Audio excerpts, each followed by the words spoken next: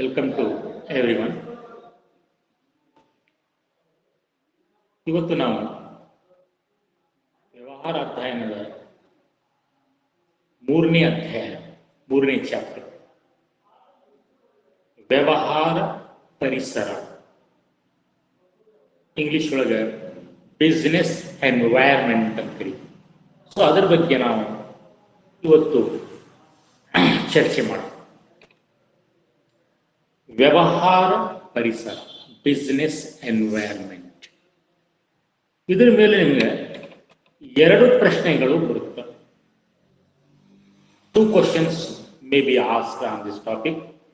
ಒಂದು 2 ಅಂಕಗಳಿಗಾಗಿ ಒಂದು ಪ್ರಶ್ನೆ, 2 marks question. ಆಮೇಲೆ ಇನ್ನೊಂದು 4 marks question. Totally 6 marks weightage ಕೊಟ್ಟಿದ್ದಾರೆ ಈ ಒಂದು ಚಾಪ್ಟರಿಗೆ. 2 + 4 ಪ್ಲಸ್ ಪ್ರಾಕ್ಟಿಕಲ್ ಓರಿಯೆಂಟೆಡ್ ಕ್ವಶನ್ ಅಂತೂ ಪ್ರತಿಯೊಂದು ಚಾಪ್ಟರ್ ಮೇಲೆ ಕನಿಷ್ಠ ಒಂದೊಂದು ಪ್ರಾಕ್ಟಿಕಲ್ ಓರಿಯೆಂಟೆಡ್ ಕ್ವಶನ್ಸ್ಗಳನ್ನ ಸೆಟ್ ಮಾಡಿದ್ದಾರೆ. ಸೊ ಇದು ಅತ್ಯಂತ ಸರಳವಾದಂತಹ ಅಧ್ಯಾಯ. ಇದನ್ನು ನಾವು ಸರಳವಾಗಿ ತಿಳಿದುಕೊಳ್ಳಬಹುದು ಮತ್ತು ನೆನಪಿಟ್ಟುಕೊಳ್ಳಬಹುದು. ಚಾಪ್ಟರ್ ಮೇಲೆ ಫೈನಲ್ ಎಕ್ಸಾಮ್ ಒಳಗೆ 2 ಪ್ರಶ್ನೆಗಳನ್ನ ಕೇಳ್ತಾರೆ. 2 marks ಕ್ವಶನ್ ಮತ್ತು 4 marks ಕ್ವಶನ್, ಒಂದು ಪ್ರಾಕ್ಟಿಕಲ್ ಓರಿಯೆಂಟೆಡ್ ಕ್ವಶನ್. ಸೊ ಇದು ಅಧ್ಯಾಯದ ಹೆಸರು, ಚಾಪ್ಟರ್ ಹೆಸರು. ಆಮೇಲೆ ಇದು ನಿಮ್ಮ ವಾಟ್ಸಪ್ ಗ್ರೂಪಿಗೆ ನಾನು ಇದರದ್ದು ಒಂದು ಫೈಲನ್ನು ಪೋಸ್ಟ್ ಮಾಡಿದ್ದೀನಿ. ನೀವು ಅದನ್ನು ನೋಡಿ ಪಾಯಿಂಟ್ಸ್ಗಳನ್ನು ಬರ್ಕೋಬೇಕು. ಇಲ್ಲಿ ನಾನು ಮಾಡ್ತೀನಿ, ಸ್ವಲ್ಪ ಹೊತ್ತು ಆದ ನಂತರ ಸ್ಕ್ರೀನನ್ನು ಶೇರ್ ಮಾಡ್ತೇನೆ. ಸೊ ಅದಕ್ಕೆ ಮೊದಲು ಒಂದು ಸ್ವಲ್ಪ ಇದರ ಬಗ್ಗೆ ತಿಳ್ಕೊಳ್ಳೋಣ. ಪೀಠಿಕೆ ಅಂತ ಹೇಳೋದು, ಇಂಟ್ರೊಡಕ್ಷನ್ ಅಂತ ಹೇಳ್ಕೊಳ್ಳೋಣ. ನೀವು ಈಗಾಗಲೇ ನೋಡಿರಬಹುದು, ಪೆಪ್ಸಿ ಕಂಪನಿ, ಪೆಪ್ಸಿ ಕೋಲಾ ಅಥವಾ ಕೋಕೋ ಕೋಲಾ ಕಂಪನಿ ಅಂತ ಹೇಳ್ತೀವಿ.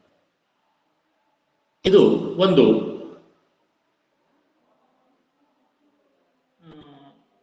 ಗ್ಲೋಬಲ್ ಕಂಪನಿ, ಅತ್ಯಂತ ದೊಡ್ಡ ಗ್ಲೋಬಲ್ ಕಂಪನಿ, ಮಲ್ಟಿನ್ಯಾಷನಲ್ ಕಂಪನಿ ಅಂತ ಹೇಳ್ತಾರೆ. ಅತ್ಯಂತ ದೊಡ್ಡ ಮಲ್ಟಿನ್ಯಾಷನಲ್ ಕಂಪನಿ. ಸೊ ಇದು ತನ್ನ ವ್ಯವಹಾರವನ್ನ ಹೆಚ್ಚು ಕಡಿಮೆ ಜಗತ್ತಿನಾದ್ಯಂತ ಎಲ್ಲ ದೇಶಗಳಿಗೆ ವಿಸ್ತರಣೆ ಮಾಡಿಕೊಂಡಿದೆ. ಹೆಚ್ಚು ಕಡಿಮೆ ಎಲ್ಲ ದೇಶಗಳಲ್ಲಿ, ಹೆಚ್ಚು ಕಡಿಮೆ ಅಂತ ಹೇಳಿದ್ರೆ ಕೆಲವು ದೇಶಗಳಲ್ಲಿ ಇಲ್ಲ, ಸೊ ಹೆಚ್ಚು ಕಡಿಮೆ ಎಲ್ಲ ದೇಶಗಳಲ್ಲಿ ನೀವು Pepsi, cocoa Cola soft drinks ಅನ್ನ ಕಾಣ್ತೀವಿ. ಅಂದರೆ ಎಲ್ಲ ದೇಶಗಳಲ್ಲಿಯೂ ಇದರ ವ್ಯವಹಾರ ವಿಸ್ತರಣೆಯಾಗಿದೆ. ಹಾಗಾದರೆ ಇದ್ರ ಮೇಲೆ ನೀವು ಲೆಕ್ಕ ಹಾಕಿ, ಇದು ಎಷ್ಟರ ಮಟ್ಟಿಗೆ ಅಭಿವೃದ್ಧಿಯನ್ನು ಹೊಂದಿದೆ, ಇದು ಎಷ್ಟು ದೊಡ್ಡ ಪ್ರಮಾಣದ ಒಂದು ಕಂಪನಿ ಆಗಿರಬಹುದು ಅಂತ. ಇದು ಇಷ್ಟು ದೊಡ್ಡ ಪ್ರಮಾಣದ ಕಂಪನಿ ಆದರೂ ಸಹ ನಿರಂತರವಾಗಿ ಜಾಹೀರಾತುಗಳನ್ನು ನೀಡುತ್ತದೆ. ತಮ್ಮ ವಸ್ತುವಿನ ಬೇಡಿಕೆಯನ್ನ ಹೆಚ್ಚಿಸಿಕೊಳ್ಳುವ ಸಲುವಾಗಿ ಅಥವಾ ಬೇಡಿಕೆಯನ್ನ ಉಳಿಸಿಕೊಳ್ಳುವ ಸಲುವಾಗಿ ನಿರಂತರವಾಗಿ ಜಾಹೀರಾತುಗಳನ್ನು ನೀಡುತ್ತದೆ. ಈ ಕಂಪನಿಯು ಅತ್ಯಂತ ಉನ್ನತ ಶ್ರೇಣಿಯ, ಉನ್ನತ ಮಟ್ಟದ ನಿರ್ವಹಣಾ ಮಂಡಳಿಯನ್ನು ಹೊಂದಿದೆ. ಎಕ್ಸ್ಪೋರ್ಟ್ ಮ್ಯಾನೇಜ್ಮೆಂಟ್ ಅವ್ರ ಕಡೆಗಿದ್ದಾರೆ, ಎಕ್ಸ್ಪೋರ್ಟ್ ಮ್ಯಾನೇಜರ್ಸ್ ಅವ್ರ ಕಡೆಗಿದ್ದಾರೆ. ಜಗತ್ತಿನ ಅತ್ಯಂತ ದೊಡ್ಡ ಕಂಪನಿಗಳಲ್ಲಿ ಇದು ಒಂದಾಗಿದೆ. ಆದರೂ ಸಹ ಈ ಕಂಪನಿಯು ನಿರಂತರವಾಗಿ ಜಾಹೀರಾತುಗಳನ್ನು ನೀಡುತ್ತದೆ. ತನ್ನ ಮಾರಾಟವನ್ನು ಹೆಚ್ಚಿಸುವ ಸಲುವಾಗಿ, ತನ್ನ ಮಾರಾಟವನ್ನು ಉಳಿಸಿಕೊಳ್ಳುವ ಸಲುವಾಗಿ ಶ್ರಮವನ್ನ ಹಾಕುತ್ತದೆ, ಹೆಚ್ಚು ಶ್ರಮವನ್ನ ಹಾಕುತ್ತದೆ. ಅಂದರೆ ಈ ಕಂಪನಿಗೆ ಇದರ ಅವಶ್ಯಕತೆ ಏನು? ಇದನ್ನು ಯಾಕೆ ಮಾಡಬೇಕು? ಇವ್ರಿಗೆ ಬೇಕಾದಷ್ಟು ಹಣಕಾಸಿನ ಸೌಲಭ್ಯಗಳು ಇದಾವೆ. ನುರಿತ ನಿರ್ವಾಹಕರು ಅಥವಾ ವ್ಯವಸ್ಥಾಪಕರು ಇವರಲ್ಲಿ ಅದಾರ. ಅಡ್ವಾನ್ಸ್ ಟೆಕ್ನಾಲಜಿ ಇವ್ರ ಕಡೆ ಇದಾವೆ. ಆದರೂ ಸಹ ಇವ್ರು ಏನ್ ಮಾಡ್ತಾರಪ್ಪ ಅಂತಂದ್ರೆ ತಮ್ಮ ಒಂದು ಸೇಲನ್ನು ಹೆಚ್ಚಿಸಿಕೊಳ್ಳುವ ಸಲುವಾಗಿ, ವಿಶೇಷವಾಗಿ ಭಾರತದೊಳಗೆ ತಮ್ಮ ಮಾರಾಟವನ್ನು ಹೆಚ್ಚಿಸಿಕೊಳ್ಳುವ ಸಲುವಾಗಿ ಇವು ಹೆಚ್ಚಿನ ಪ್ರಯತ್ನವನ್ನ ಮಾಡುತ್ತವೆ. ಹೆಚ್ಚು ಹೆಚ್ಚು ಜಾಹೀರಾತುಗಳನ್ನು ನೀಡ್ತಾರೆ. ಸೊ ಅದಕ್ಕೆ ಕಾರಣ ಏನು? ಸೊ ಇದರ ಈ ಪ್ರಶ್ನೆಯ ಒಂದು ಉತ್ತರ ನಾವು ಕಂಡು ಹಿಡಿಯಲಿಕ್ಕೆ ಪ್ರಯತ್ನ ಮಾಡಿದ್ರೆ, ಈ ಒಂದು ಸಿಚುವೇಶನ್ ಅನ್ನ ನಾವು ವಿಶ್ಲೇಷಣೆ ಮಾಡಿದ್ರೆ ನಮ್ಮ ಗಮನಕ್ಕೆ ಏನು ಬರುತ್ತದೆ ಅಂತಂದ್ರೆ, ಯಾವುದೇ ಒಂದು ವ್ಯವಹಾರದ ಯಶಸ್ಸು ಕೇವಲ ಆಂತರಿಕ ಅಂಶಗಳ ಮೇಲೆ ಅವಲಂಬನೆ ಆಗಿಲ್ಲ. ಆಂತರಿಕ ಅಂಶಗಳು, ಕಂಪನಿಯ ಆಂತರಿಕ ಅಂಶಗಳ ಮೇಲೆ ಮಾತ್ರ ಒಂದು ಸಂಸ್ಥೆಯ ಯಶಸ್ಸು ಅವಲಂಬನೆ ಆಗಿಲ್ಲ. ಅದು ಆಂತರಿಕವಾಗಿ ಎಷ್ಟೇ ಬಲವಾಗಿದ್ದರೂ, ಪವರ್ಫುಲ್ ಇದ್ರೂ ಸಹ ಆ ಕಂಪನಿಯ ಯಶಸ್ಸು ಕೆಲವೊಂದು ಬಾಹ್ಯ ಅಂಶಗಳ ಮೇಲೆ ಅವಲಂಬನೆಯಾಗಿದೆ, ಹೊರಗಿನ ಶಕ್ತಿಗಳ ಮೇಲೆ ಅವಲಂಬನೆಯಾಗಿದೆ. ಆ ಕಂಪನಿಯ ಹೊರಗಡೆ ಇರುವಂತಹ ಶಕ್ತಿಗಳು, ಆ ಕಂಪನಿಯ ಹೊರಗಡೆ ಇರುವಂತಹ ವ್ಯಕ್ತಿಗಳು, ಆ ಕಂಪನಿಯ ಹೊರಗಡೆ ಇರುವಂತಹ ಅಂಶಗಳ ಮೇಲೆ ಇದರ ಯಶಸ್ಸು ಅಥವಾ ಇದರ ಮಾರಾಟ ಅವಲಂಬನೆಯಾಗಿದೆ. ಸೊ ಅದಕ್ಕಾಗಿ ಈ ಕಂಪನಿಯು ಅಷ್ಟು ದೊಡ್ಡ ಪ್ರಮಾಣದಲ್ಲಿ ಅಭಿವೃದ್ಧಿಯನ್ನ ಹೊಂದಿದ್ರೂ ಸಹ ನಿರಂತರವಾಗಿ ಜಾಹೀರಾತನ್ನ ನೀಡುತ್ತದೆ, ಮಾರಾಟವನ್ನ ಉಳಿಸಿಕೊಳ್ಳುವ ಸಲುವಾಗಿ. ಏಕೆಂದರೆ ಇದರ ಯಶಸ್ಸು ತನ್ನ ಆಂತರಿಕ ಅಂಶಗಳಿಗಿಂತ ಹೊರಗಿನ ಅಂಶಗಳ ಮೇಲೆ ಹೆಚ್ಚು ಅವಲಂಬನೆಯಾಗಿದೆ. ಈ ಏನು ಹೊರಗಿನ ಅಂಶಗಳು ಅದಾವಲ್ಲ, ಶಕ್ತಿಗಳು ಅದಾವಲ್ಲ, ಆ ಕಂಪನಿಯ ಕಾರ್ಯಾಚರಣೆಯ ಮೇಲೆ, ಆ ಕಂಪನಿಯ ಯಶಸ್ಸಿನ ಮೇಲೆ ಪ್ರಭಾವ ಬೀರ್ತಾವ. ಸೊ ಆ ಅಂಶಗಳ ಸಮೂಹಕ್ಕೆ ನಾವು ವ್ಯವಹಾರ ಪರಿಸರ ಎಂದು ಕರೆಯುತ್ತೇವೆ. ಆ ಕಂಪನಿಯ ಹೊರಗಡೆ ಇರುವಂತಹ ವ್ಯಕ್ತಿಗಳು, ಇತರೆ ಸಂಸ್ಥೆಗಳು, ಇತರೆ ಶಕ್ತಿಗಳು, ಇವು ಎಲ್ಲ ಸೇರ್ಕೊಂಡು ಆ ಕಂಪನಿಯ ಒಂದು ಪರಿಸರವನ್ನು ರಚನೆ ಮಾಡುತ್ತವೆ.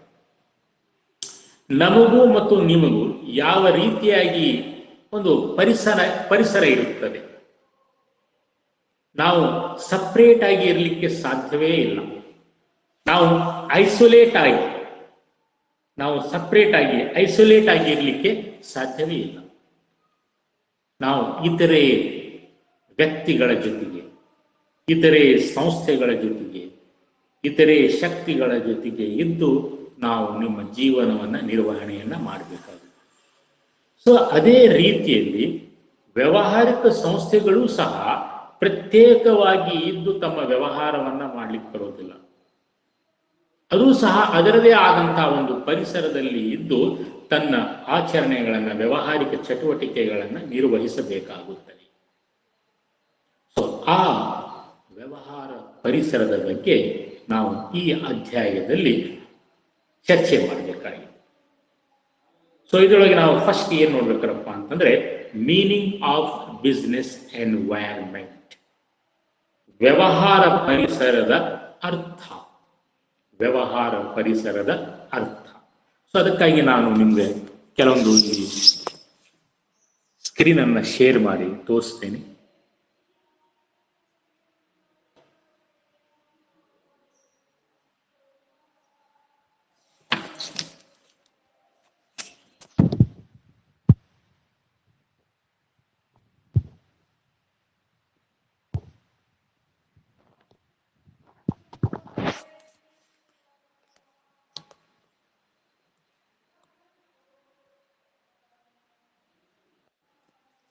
ಸೊ ವ್ಯವಹಾರ ಪರಿಸರದ ಅರ್ಥ. What is the meaning of business environment? ಒಂದು ಅಥವಾ ಎರಡು ಮಾರ್ಕ್ಸಿಗೆ ಪ್ರಶ್ನೆಯನ್ನು ಕೇಳಬಹುದು. ವ್ಯವಹಾರ ಪರಿಸರ ಎಂದರೆ ಏನು? ಸೊ ಅದಕ್ಕಾಗಿ ನಾವು ಮೊದಲಿಗೆ ವ್ಯವಹಾರ ಪರಿಸರದ ಅರ್ಥವನ್ನ ತಿಳ್ಕೊಳ್ಳಿಕ್ಕೆ ಪ್ರಯತ್ನವನ್ನು ಮಾಡೋಣ. ಸೊ ವ್ಯವಹಾರ ಪರಿಸರ, ಬಿಸ್ನೆಸ್ ಎನ್ವೈರನ್ಮೆಂಟ್ ಎಂದರೆ ವ್ಯವಹಾರ ಸಂಸ್ಥೆಯ ನಿಯಂತ್ರಣಕ್ಕೆ ಹೊರತಾದ,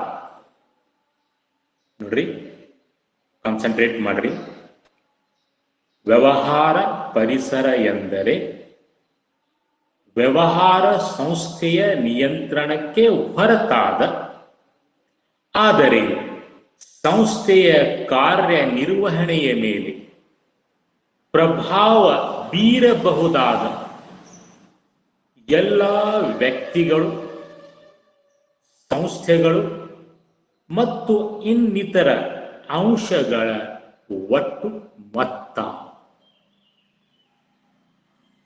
ಹಾಗಂದ್ರೆ ಏನು? ಒಂದು ವ್ಯವಹಾರಿಕ ಸಂಸ್ಥೆಗೆ ವ್ಯವಹಾರ ಪರಿಸರ ಎಂದರೇನು? ಆ ವ್ಯವಹಾರ ಸಂಸ್ಥೆಯ ಸುತ್ತಲೂ ಇರುವಂಥ, ಆ ವ್ಯವಹಾರ ಸಂಸ್ಥೆಯನ್ನ ಸುತ್ತಲೂ ಇರುವಂಥ ಯಾರ್ಯಾರು ವ್ಯಕ್ತಿಗಳು, ಆ ವ್ಯವಹಾರಿಕ ಸಂಸ್ಥೆಯ ಸುತ್ತಲೂ ಇರುವಂತಹ ವ್ಯಕ್ತಿಗಳು, ಇತರೆ ಸಂಸ್ಥೆಗಳು, ಇನ್ನಿತರೆ ಅಂಶಗಳು, ಇವು ಎಲ್ಲ ಸೇರಿಕೊಂಡು ಒಂದು ವ್ಯವಹಾರಿಕ ಸಂಸ್ಥೆಯ ಪರಿಸರವನ್ನ ನಿರ್ಮಾಣ ಮಾಡುತ್ತದೆ. ಉದಾಹರಣೆಗೆ for example cocoa Cola company. ಈಗ ಕೋಕೋ ಕೋಲಾ ಕಂಪನಿಯ ಸುತ್ತಲೂ ಯಾರ್ಯಾರಿರ್ತಾರೆ? ಕೋಕೋ ಕೋಲಾ ಕಂಪನಿಯ ಸುತ್ತಲೂ ಅದರ ಗ್ರಾಹಕರಿರ್ತಾರೆ, ಅದರ ಪೂರೈಕೆದಾರರು, ಸಪ್ಲೈಯರ್ಸ್, ಯಾರು ಅವರಿಗೆ ಕಚ್ಚಾ ವಸ್ತುಗಳನ್ನು ಸಪ್ಲೈ ಮಾಡ್ತಾರಲ್ಲ ಅವರು ಪೂರೈಕೆದಾರರು ಇರ್ತಾರೆ, ಅವರ ಪೈಪೋಟಿದಾರರು ಇರ್ತಾರೆ.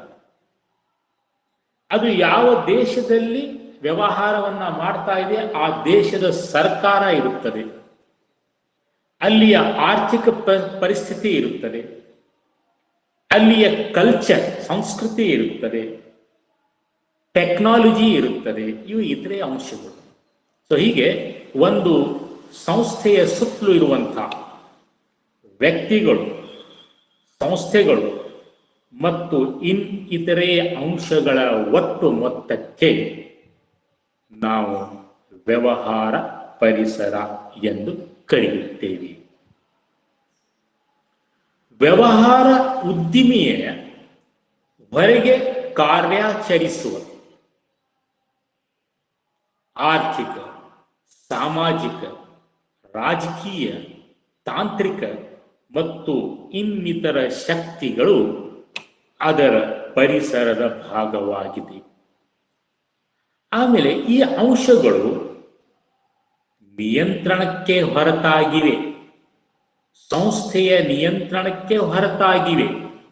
It is uncontrollable variables. It is not within the control of a company. ಒಂದು ಸಂಸ್ಥೆಯು ಆ ಅಂಶಗಳನ್ನು, ಅದರ ಸುತ್ತಲೂ ಇರುವಂತಹ ಅಂಶಗಳನ್ನು, ಅದರ ಸುತ್ತಲೂ ಇರುವಂತಹ ಸಂಸ್ಥೆಗಳನ್ನು, ಅದರ ಸುತ್ತಲೂ ಇರುವಂತಹ ವ್ಯಕ್ತಿಗಳನ್ನು, ಅಥವಾ ಇನ್ ಶಾರ್ಟ್ ಸಂಕ್ಷಿಪ್ತವಾಗಿ ಹೇಳಬೇಕಾದ್ರೆ ಒಂದು ವ್ಯವಹಾರಿಕ ಸಂಸ್ಥೆಯು ತನ್ನ ವ್ಯವಹಾರ ಪರಿಸರದಲ್ಲಿ ಇರುವಂತಹ ಅಂಶಗಳ ಮೇಲೆ ನಿಯಂತ್ರಣ ಹೊಂದಿರುವುದಿಲ್ಲ. ಅದು ಸಂಸ್ಥೆಯ ನಿಯಂತ್ರಣಕ್ಕೆ ಹೊರತಾದ ಅಂಶಗಳು. A company cannot exercise control over the forces of the business environment. ಆ ಕಂಪನಿಯ ಪರಿಸರವನ್ನ ನಿರ್ಮಾಣ ಮಾಡುವಂತ, ಆ ಕಂಪನಿಯ ವ್ಯವಹಾರ ಪರಿಸರವನ್ನ ನಿರ್ಮಾಣ ಮಾಡುವಂತ ಏನೋ ಅಂಶಗಳು ಅದಲ್ಲ, ಆ ಅಂಶಗಳು ವ್ಯಕ್ತಿಗಳಾಗಿರಬಹುದು, ಆ ಅಂಶಗಳು ಇತರೆ ಸಂಸ್ಥೆಗಳಾಗಿರ್ಬೋದು, ಅಥವಾ ಅಂಶಗಳು ರಾಜಕೀಯ ಆಗಿರ್ಬೋದು, ಅಥವಾ ಅಲ್ಲಿಯ ಆರ್ಥಿಕ ಸ್ಥಿತಿ ಆಗಿರ್ಬೋದು, ಅಥವಾ ಅಲ್ಲಿಯ ಸಮಾಜ ಆಗಿರಬಹುದು, ತಾಂತ್ರಿಕತೆ ಇರಬಹುದು. ಇವುಗಳ ಮೇಲೆ ಅದು ತನ್ನ ನಿಯಂತ್ರಣವನ್ನ ಇಡ್ಲಿಕ್ಕೆ ಸಾಧ್ಯವಿಲ್ಲ. ಸೊ ಅದಕ್ಕಾಗಿ ಮೀನಿಂಗ್ ಒಳಗೆ ಹೇಳ್ತಾ ಇದ್ದಾರೆ, ವ್ಯವಹಾರ ಪರಿಸರ ಎಂದರೆ ವ್ಯವಹಾರ ಸಂಸ್ಥೆಯ ನಿಯಂತ್ರಣಕ್ಕೆ ಹೊರತಾದ, ಅಂದ್ರೆ it is beyond the control of a company.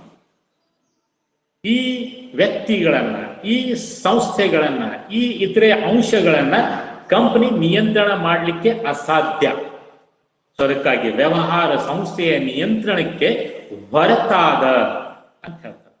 ಆದ ಸಂಸ್ಥೆಯ ಕಾರ್ಯನಿರ್ವಹಣೆಯ ಮೇಲೆ ಪ್ರಭಾವ ಬೀರಬಹುದಾದ, ನೋಡ್ರಿ, ಕಂಪನಿಯ ನಿಯಂತ್ರಣದಿಂದ ಹೊರಗಿರ್ತಾವ, ಕಂಪನಿ ಅವುಗಳ ಮೇಲೆ ನಿಯಂತ್ರಣ ಹೇರಲಿಕ್ಕೆ ಸಾಧ್ಯವೇ ಇಲ್ಲ. ಆದರೂ ಸಹ ಆ ಅಂಶಗಳು ಕಂಪನಿಯ ಕಾರ್ಯನಿರ್ವಹಣೆಯ ಮೇಲೆ ಪ್ರಭಾವ ಬೀರ್ತಾವ. It influences, it affects the operation of a company. For example, suppliers of the raw material. So ಇವರು ಸಹ ವ್ಯವಹಾರ ಪರಿಸರದ ಒಂದು ಭಾಗ. ಆ ಸಪ್ಲೈಯರ್ಸ್ ಒಂದು ವೇಳೆ ಕೋಕೋ-ಕೋಲಾ ಕಂಪನಿಗೆ ಸಮಯಕ್ಕೆ ಸರಿಯಾಗಿ ರಾ ಮಟೀರಿಯಲ್ ಒದಗಿಸಲಿಲ್ಲ ಅಂತಂದ್ರೆ, ಅಥವಾ ಕಂಪನಿಗೆ ರಾ ಮಟೀರಿಯಲ್ ಒದಗಿಸೋದಿಲ್ಲ ಅಂತ ಹೇಳಿದ್ರೆ ಅಥವಾ ಒದಗಿಸ್ಲಿಲ್ರೆ, ಅದು ಕಂಪನಿಯ ಕಾರ್ಯಾಚರಣೆಯ ಮೇಲೆ ಪ್ರಭಾವ ಬೀರುತ್ತದೆ. ಅವರು ಸಮಯಕ್ಕೆ ಸರಿಯಾಗಿ ಉತ್ಪಾದನೆ ಮಾಡ್ಲಿಕ್ಕೆ ಆಗುವುದಿಲ್ಲ. ಸಮಯಕ್ಕೆ ಸರಿಯಾಗಿ ಉತ್ಪಾದನೆ ಮಾಡಲಿಲ್ಲ ಅಂತಂದ್ರೆ ಅವರಿಗೆ ಇರುವಂತಹ ಏನು ಬೇಡಿಕೆ ಏನಿತ್ತಲ್ಲ, ಆ ಬೇಡಿಕೆಯನ್ನ ಪೂರೈಸಲಿಕ್ಕೆ ಆಗುವುದಿಲ್ಲ. ನೋಡಿ, ಸಂಸ್ಥೆಯ ಹೊರಗಡೆ ಅದಾರ ಯಾರು? ಈ ಸಪ್ಲೈಯರ್ಸ್, ಪೂರೈಕೆದಾರರು. ಆ ಪೂರೈಕೆದಾರರು ಸಹ ಕಂಪನಿಯ ವ್ಯವಹಾರ ಪರಿಸರದ ಒಂದು ಅಂಶ. ಅವರನ್ನ ಕಂಪನಿ ನಿಯಂತ್ರಣ ಮಾಡ್ಲಿಕ್ಕಾಗೋದಿಲ್ಲ. ಯಾಕಂದ್ರೆ ಅವರು ಸ್ವತಂತ್ರರು. ಅವ್ರು ಯಾರಿಗೆ ಬೇಕು ಅವರು ರಾ ಮಟೀರಿಯಲ್ ಕೊಡ್ಬೋದು, ಬಿಡಬಹುದು. ಅವರು ಕೋಕೋ-ಕೋಲಾ ಕಂಪನಿಗೆ ರಾ ಮಟೀರಿಯಲ್ ಸಪ್ಲೈ ಮಾಡೋದನ್ನ ಬಿಟ್ಟು ಬೇರೆ ಯಾವುದೋ 7up ಕಂಪ್ನಿಗೆ ಕೊಡ್ಬೋದು, ಬೇರೆ ಮತ್ತೆ ಯಾವುದೋ ಕಂಪ್ನಿಗೆ ಕೊಡ್ಬೋದು. ಯಾಕಪ್ಪ ನಮ್ಗೆ ಯಾಕೆ ಕೊಡ್ತಾ ಇಲ್ಲ, ಅವ್ರಿಗೆ ಯಾಕೆ ಕೊಡಕ್ಕೆ ಅಂತ ಹೇಳಿ ಪ್ರೆಷರ್ ಹಾಕ್ಲಿಕ್ಕೆ ಬರೋದಿಲ್ಲ. ಸೊ ಅಲ್ಲಿ ಆಗುವಂತಹ ಬದಲಾವಣೆ ಪೂರೈಕೆದಾರರ ಮನಸ್ಥಿತಿಯಲ್ಲಿ ಆದಂತಹ ಬದಲಾವಣೆ ಕಂಪನಿಯ ಕಾರ್ಯಾಚರಣೆಯ ಮೇಲೆ ಪ್ರಭಾವವನ್ನು ಬೀರ್ತಾ ಇದೆ. ಅದೇ ತರ ರಾಜಕೀಯ ಅಂಶ, ತಾಂತ್ರಿಕ ಅಂಶ, ಇವು ಎಲ್ಲ ಏನದವಲ್ಲ, ಇದ್ರೊಳಗೆ ಏನಾದರೂ ಬದಲಾವಣೆಗಳು ಆದವು ಅಂತಂದ್ರೆ ಆರ್ಥಿಕ ಸ್ಥಿತಿ, ಸಾಮಾಜಿಕ ಸ್ಥಿತಿ, ಸಂಸ್ಕೃತಿ, ರಾಜಕೀಯ ಸ್ಥಿತಿ ಅಥವಾ ಗ್ರಾಹಕರ ಅಭಿರುಚಿಯಲ್ಲಿ ಏನಾದರೂ ಬದಲಾವಣೆಗಳು ಆಗುವಂದ್ರೆ, ಪೂರೈಕೆದಾರರ ಆಲೋಚನೆಗಳಲ್ಲಿ ಏನಾದರೂ ಬದಲಾವಣೆಗಳು ಆದರೆ, ಇತರೆ ಪೈಪೋಟಿದಾರರ ಸಂಖ್ಯೆ ಹೆಚ್ಚಾದರೆ, ಎಲ್ಲ ಕಂಪನಿಯ ಕಾರ್ಯನಿರ್ವಹಣೆಯ ಮೇಲೆ, ಕಾರ್ಯಾಚರಣೆಯ ಮೇಲೆ ಪ್ರಭಾವ ಬೀರುತ್ತದೆ. ಸೊ ಅದಕ್ಕಾಗಿ ಮೀನಿಂಗ್ ಒಳಗೆ ನೋಡ್ರಿ ಇನ್ನೊಮ್ಮೆ, ಈಗ ನೀವು ಮೀನಿಂಗ್ ಕ್ಲಿಯರ್ ಆಗ್ತೈತಿ. ಹಾಗಾದ್ರೆ ವ್ಯವಹಾರ ಪರಿಸರ ಎಂದರೆ ವ್ಯವಹಾರ ಸಂಸ್ಥೆಯ ನಿಯಂತ್ರಣಕ್ಕೆ ಹೊರತಾದ, ಆದರೆ ಸಂಸ್ಥೆಯ ಕಾರ್ಯಾಚರಣೆಯ ಮೇಲೆ, ಸಂಸ್ಥೆಯ ಕಾರ್ಯನಿರ್ವಹಣೆಯ ಮೇಲೆ ಪ್ರಭಾವ ಬೀರುವಂತಹ ಎಲ್ಲ ವ್ಯಕ್ತಿಗಳು, ಎಲ್ಲ ಸಂಸ್ಥೆಗಳು ಮತ್ತು ಇನ್ನಿತರೆ ಎಲ್ಲ ಅಂಶಗಳ ಒಟ್ಟು ಮೊತ್ತಕ್ಕೆ ನಾವು ವ್ಯವಹಾರ ಪರಿಸರ ಎಂದು ಕರೆಯುತ್ತೇವೆ. ಹಂಗಾರೆ ಅದರೊಳಗೆ ಯಾವ್ಯಾವ ಅಂಶಗಳು ಬರ್ತಾವ ನೋಡ್ರಿ.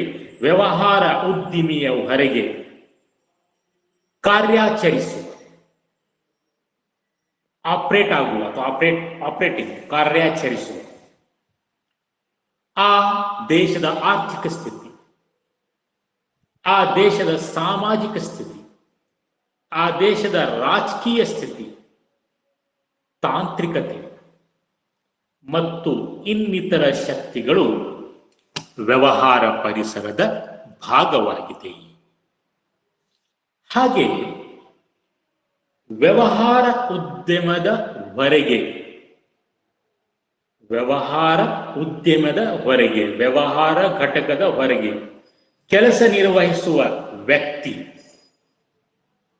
ಗ್ರಾಹಕರು, ಪ್ರತಿಸ್ಪರ್ಧಿ, ಕಾಂಪಿಟೀಟರ್ಸ್, ಆ ಪ್ರದೇಶದ ಅಥವಾ ಆ ದೇಶದಲ್ಲಿರುವಂತಹ ಸರ್ಕಾರ, ಅಲ್ಲಿ ಇರುವಂತಹ ಗ್ರಾಹಕರ ಸಂಘಟನೆಗಳು, ಅಲ್ಲಿರುವಂತಹ ಪೈಪೋಟಿದಾರರು, ನ್ಯಾಯಾಲಯಗಳು, ಮಾಧ್ಯಮಗಳು ಮತ್ತು ಇತರೆ ಸಂಸ್ಥೆಗಳು ಕೂಡ ವ್ಯವಹಾರ ಪರಿಸರದ ಭಾಗವಾಗಿದೆ. ಹಾಗಾದರೆ ಒಂದು ಸಂಸ್ಥೆಯ ವ್ಯವಹಾರ ಪರಿಸರದೊಳಗೆ ಯಾವ್ಯಾವ ವ್ಯಕ್ತಿಗಳು ಬರ್ತಾವ, ಯಾವ್ಯಾವ ಸಂಸ್ಥೆಗಳು ಬರ್ತಾವ, ಏನೇನು ಶಕ್ತಿಗಳು, ಅಂಶಗಳು ಬರ್ತಾವ, ಇವೆಲ್ಲನ್ನ ಉದಾಹರಣೆ ಇಲ್ಲಿ ಕೊಟ್ಟಿದ್ದಾರೆ. ಆರ್ಥಿಕ, ಸಾಮಾಜಿಕ, ಸಂಸ್ಕೃತಿ, ತಂತ್ರಜ್ಞಾನ, ಗ್ರಾಹಕರು, ಪೂರೈಕೆದಾರರು, ಸ್ಪರ್ಧಿಗಳು, ಸರ್ಕಾರ, ಗ್ರಾಹಕರ ಸಂಘಟನೆಗಳು, ಪೈಪೋಟಿದಾರರು, ನ್ಯಾಯಾಲಯಗಳು, ಮಾಧ್ಯಮಗಳು ಮತ್ತು ಹಲವಾರು ಸಂಸ್ಥೆಗಳು ಒಂದು ವ್ಯವಹಾರದ ಪರಿಸರದ ಭಾಗವಾಗಿದೆ. ಈ ವ್ಯಕ್ತಿಗಳು, ಈ ವ್ಯವಹಾರ ಪರಿಸರದ ಏನು ಅಂಶಗಳು ಅದಾವಲ್ಲ, ಅದರೊಳಗೆ ವ್ಯಕ್ತಿಗಳೂ ಬರ್ತಾವ, ಸಂಸ್ಥೆಗಳೂ ಬರ್ತಾವ, ಆಮೇಲೆ ಶಕ್ತಿಗಳೂ ಬರ್ತಾವ. ಸೊ ಈ ವ್ಯಕ್ತಿಗಳು, ಈ ಸಂಸ್ಥೆಗಳು ಮತ್ತು ಈ ಶಕ್ತಿಗಳು ವ್ಯವಹಾರ ಸಂಸ್ಥೆಯ ವ್ಯಾಪ್ತಿಯಿಂದ ಹೊರಗಿದ್ದರೂ ಕೂಡ ಸಂಸ್ಥೆಯ ಕಾರ್ಯಾಚರಣೆಯ ಮೇಲೆ ಪರಿಣಾಮ ಬೀರುವ ಸಾಧ್ಯತೆ ಇರುತ್ತದೆ.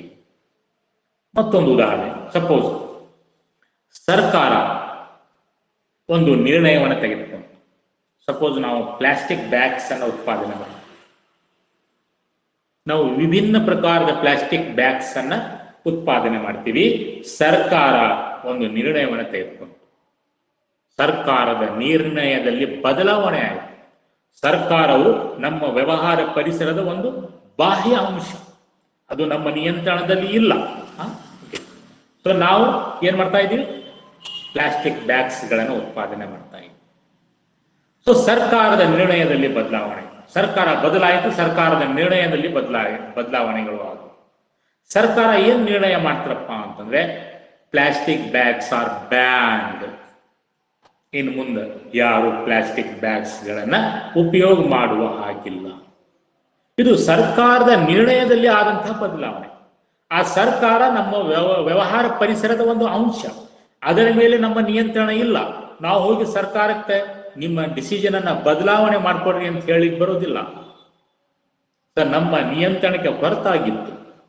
ಸೊ ಅಲ್ಲಿ ಬದಲಾವಣೆಗಳು ಆಗಿದಾವ, ಸರ್ಕಾರದ ನಿರ್ಣಯದಲ್ಲಿ ಬದಲಾವಣೆ ಆಗಿದಾವ. ಸೊ ಹಾಗಾದರೆ ಸರ್ಕಾರದ ನಿಯಂತ್ರಣದಲ್ಲಿ ಬದಲಾವಣೆ ಆಯಿತು ಅಂದರೆ ಅದು ನಮ್ಮ ಕಾರ್ಯಾಚರಣೆಯ ಮೇಲೆ ಪ್ರಭಾವ ಬೀರುತ್ತದೆ. ನಾವು ನೋಡಿದ್ರೆ ಪ್ಲಾಸ್ಟಿಕ್ ಬ್ಯಾಗ್ಸ್ಗಳನ್ನು ಉತ್ಪಾದನೆ ಮಾಡ್ತಾ ಇದ್ದೀವಿ, ಸರ್ಕಾರ ಹೇಳ್ತಾ ಇದೆ ಯಾರೊಬ್ರು ಪ್ಲಾಸ್ಟಿಕ್ ಬ್ಯಾಗ್ಸ್ಗಳನ್ನ ಉಪಯೋಗ ಮಾಡುವ ಹಾಗಿಲ್ಲ. ಹಾಗಾದರೆ ನಮ್ಮ ಸೇಲ್ ಬಿತ್ತು ಹೋಗ್ಬಿಡ್ತೀವಿ, ಕಡಿಮೆ ಆಗ್ಬಿಟ್ಟು ಬಂದ ಆಗುತ್ತೆ, ಸೆಲ್ಫ್ ಬಂದ ಆಗುತ್ತೆ. ಸೊ ನೋಡ್ರಿ ಹೇಗೆ ಈ ಒಂದು ವ್ಯವಹಾರ ಪರಿಸರದಲ್ಲಿ ಇದ್ದಂಥ ಅಂಶಗಳಲ್ಲಿ ಏನಾದರೂ ಬದಲಾವಣೆಗಳು ಆದವು ಅಂತಾರೆ ಸಂಸ್ಥೆಯ ಮೇಲೆ ಪರಿಣಾಮ ಬೀರುತ್ತದೆ.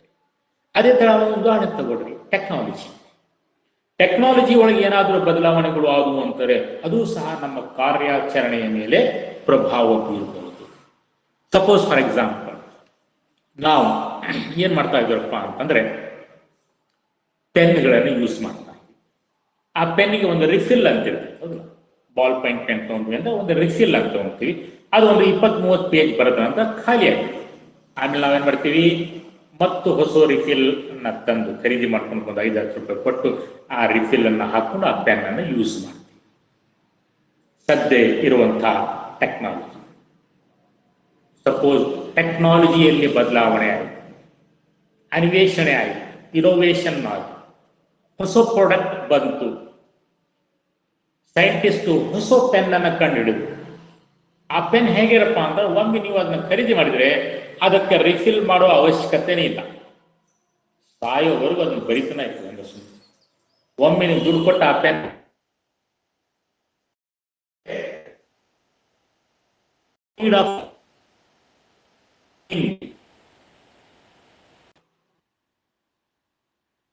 ಆವಾಗ ಬದಲಾವಣೆ ನಮ್ಮ ಕಾರ್ಯಾಚರಣೆಯ ಮೇಲೆ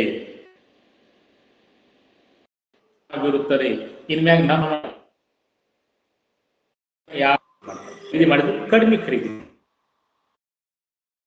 ಕೊಂಡು ರಿಬ್ಬಿನ್ ಕಟ್ತಿದ್ರು. ಈಗೆಲ್ಲ ನೀವು ರಿಬ್ಬಿನ್ ನೋಡ್ತೀರಿ, ಆ ಸ್ಟೈಲ್ ಹೋಗಿ ರಿಬ್ಬಿನ್ ಯಾರು ಯೂಸ್ ಮಾಡಿಲ್ಲ, ವಯಸ್ಸಾದ್ರೂ ಅಷ್ಟೇ ಯೂಸ್ ಮಾಡ್ತಾರೆ. ಈಗಿನ ಹುಡುಗಿಯರು ಹೇರ್ ಬ್ಯಾಂಡ್ ಅನ್ನು ಯೂಸ್ ಮಾಡ್ತಾರೆ, ರಬ್ಬರ್ ಅನ್ನ ಯೂಸ್ ಮಾಡ್ತಾ ಇದ್ದಾರೆ. ಅಂದ್ರೆ ಶೈಲಿಯಲ್ಲಿ ಬದಲಾವಣೆ ಆಗಿದೆ, ಗ್ರಾಹಕರ ಶೈಲಿಯಲ್ಲಿ ಬದಲಾವಣೆ ಆಗಿದೆ. ಸಪೋಸ್ ನಾವು ರಿಬ್ಬಿನ್ಗಳನ್ನು ಉತ್ಪಾದನೆ ಮಾಡ್ತಿದ್ವಿ ಅಂತ ತಿಳ್ಕೊಳ್ಳಿ, ಯಾರು ರಿಬ್ಬಿನ್ಗಳನ್ನು ಖರೀದಿ ಮಾಡೋದಿಲ್ಲ. ಸೊ ಅಲ್ಲಿ ಶೈಲಿಯಲ್ಲಿ, ಗ್ರಾಹಕರ ಶೈಲಿಯಲ್ಲಿ ಆದಂತಹ ಬದಲಾವಣೆಯು ನಮ್ಮ ಕಾರ್ಯನಿರ್ವಹಣೆಯ ಮೇಲೆ, ನಮ್ಮ ಕಾರ್ಯಾಚರಣೆಯ ಮೇಲೆ ಪ್ರಭಾವ ಬೀರ್ತಾ ಇದೆ. ಸೊ ಹೀಗೆ ಈ ವ್ಯವಹಾರ ಪರಿಸರದಲ್ಲಿ ಇರುವಂತಹ ಅಂಶಗಳು ಕಂಪನಿಯ ನಿಯಂತ್ರಣದಲ್ಲಿ ಇರೋದಿಲ್ಲ. ಆದರೂ ಸಹ ವ್ಯವಹಾರದ ಚಟುವಟಿಕೆಗಳ ಮೇಲೆ, ವ್ಯವಹಾರದ ನಿರ್ವಹಣೆಯ ಮೇಲೆ, ವ್ಯವಹಾರದ ಕಾರ್ಯಾಚರಣೆಯ ಮೇಲೆ, ವ್ಯವಹಾರದ ದಕ್ಷತೆಯ ಮೇಲೆ, ವ್ಯವಹಾರದ ಲಾಭದ ಮೇಲೆ ಇವು ಎಲ್ಲ ಪರಿಣಾಮ ಬೀರುತ್ತದೆ. ಅಲ್ಲಿ ಆಗುವಂತಹ ಬದಲಾವಣೆಯಿಂದಾಗಿ ಸಂಸ್ಥೆಗಳ ಲಾಭ ಪ್ರಮಾಣದಲ್ಲಿ ಬದಲಾವಣೆ, ಕೆಲವೊಬ್ಬರದ್ದು ಲಾಭ ಜಾಸ್ತಿ ಆಗ್ಬೋದು, ಕೆಲವೊಬ್ಬರು ಕಡಿಮೆ ಆಗ್ಬೋದು. ಸೊ ಈ ರೀತಿಯಾಗಿ ಈ ವ್ಯಕ್ತಿಗಳು, ಸಂಸ್ಥೆಗಳು ಮತ್ತು ಶಕ್ತಿಗಳು ವ್ಯವಹಾರ ಸಂಸ್ಥೆಯಲ್ಲಿ ಆ ವ್ಯಾಪ್ತಿಯಿಂದ ಹೊರಗಿದ್ದರೂ ಕೂಡ ಸಂಸ್ಥೆಯ ಕಾರ್ಯನಿರ್ವಹಣೆಯ ಮೇಲೆ ಪರಿಣಾಮ ಬೀರುವ. ಸೊ ಈಗ ನಾವು ನೋಡೋಣ ವ್ಯವಹಾರ ಪರಿಸರದ ಲಕ್ಷಣಗಳು. ಸ್ಕ್ರೀನ್ ಬರ್ತಾ ಇದ್ದಿಲ್ಲ ಅಂತಂದ್ರೆ ನೀವು ನಿಮ್ಮ ಮೈಕನ್ನು ಆನ್ ಮಾಡ್ಕೊಂಡು ಹೇಳಬೇಕು. ಸೊ ವ್ಯವಹಾರ ಪರಿಸರದ ಲಕ್ಷಣಗಳು, features of business environment. So ಇದರ ಮೇಲೆ ನಿಮಗೆ 4 ಮಾರ್ಕಿನ ಪ್ರಶ್ನೆ ಅಥವಾ 2 ಮಾರ್ಕಿನ ಪ್ರಶ್ನೆಗಳನ್ನ ಕೇಳಬಹುದು. ಸೊ ಮೊದಲನೇ ಲಕ್ಷಣ ಬಾಹ್ಯ ಶಕ್ತಿಗಳ ಸಮಷ್ಟಿ. ಬಾಹ್ಯ ಶಕ್ತಿಗಳ ಸಮಷ್ಟಿ. ವ್ಯವಹಾರ ಪರಿಸರವು ಬಾಹ್ಯ ಶಕ್ತಿಗಳ ಸಮಷ್ಟಿಯಾಗಿದೆ.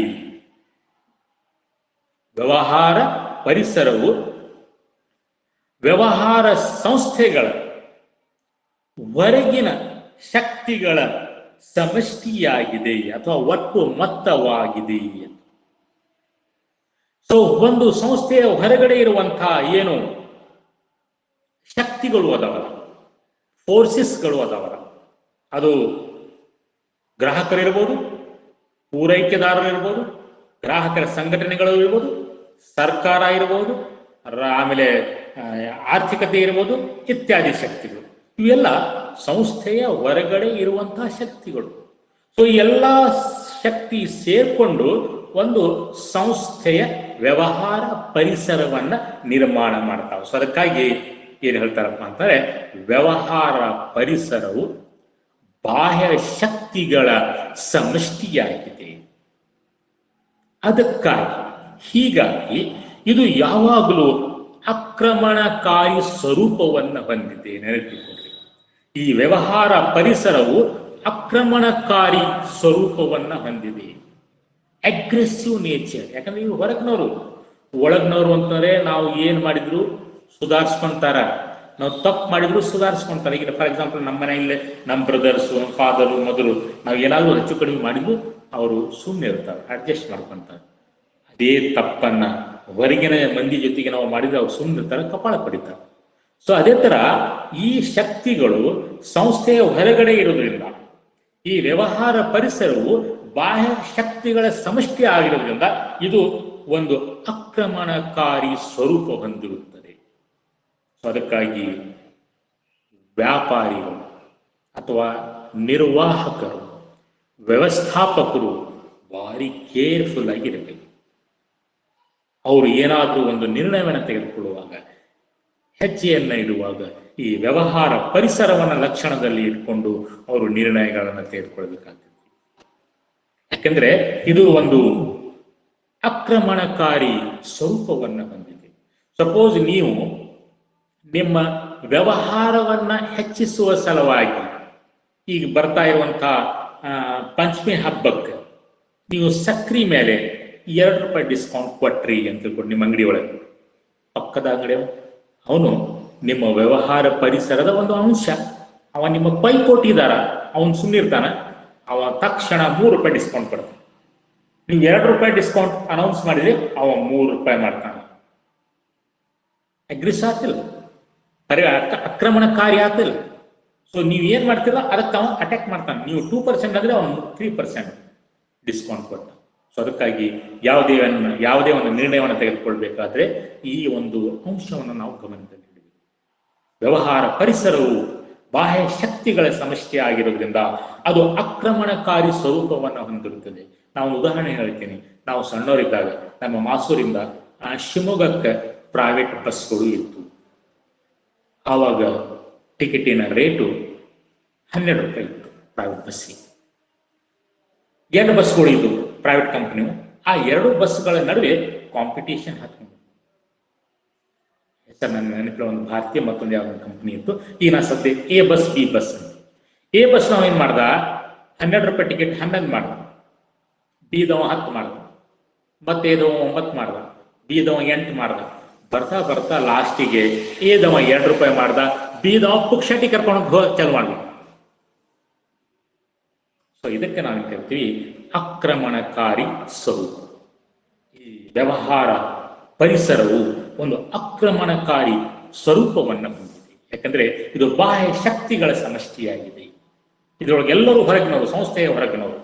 ಅವ್ರ ಮೇಲೆ, ಆ ಶಕ್ತಿಗಳ ಮೇಲೆ ಕಂಪನಿಯ ಅಥವಾ ಸಂಸ್ಥೆಯ ನಿಯಂತ್ರಣ ಇರುವುದಿಲ್ಲ.